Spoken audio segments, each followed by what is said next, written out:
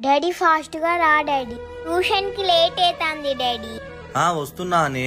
Hi daddy. Bye నానా. Time అవుతుంది, ఎవరికన్నా లిఫ్ట్ అడుగుదాం.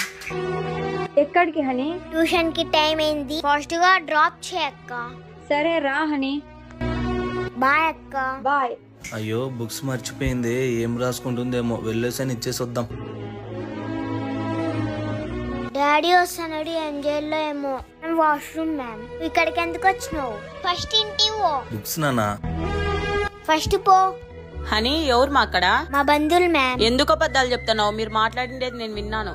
నా అన్న అవుతారం బాలే మ్యామ్, అందుకే ఆ పడువు పోతుందని మాట్లాడా మ్యామ్.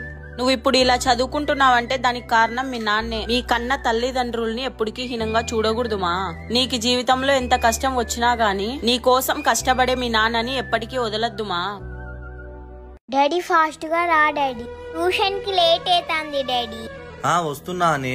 Hi daddy. బాయ్ నానా. టైం అవుతుంది, ఎవరికన్నా లిఫ్ట్ అడుగుదాం. ఎక్కడికి హనీ? ట్యూషన్ కి టైం అయింది, ఫాస్ట్ గా డ్రాప్ చేయక్క. సరే రా హనీ. బాయ్ అక్క. బాయ్. అయ్యో బుక్స్ మర్చిపోయింది, ఏం రాసుకుంటుందేమో, వెళ్ళేసని ఇచ్చేసొద్దాం. డాడీ వస్తున్నాడు, ఏం చేయాలో ఏమో. Washroom ma'am. ఇక్కడికి ఎందుకు వచ్చినావు? ఫస్ట్ ఇంటికి పో. బుక్స్ నానా. ఫస్ట్ పో.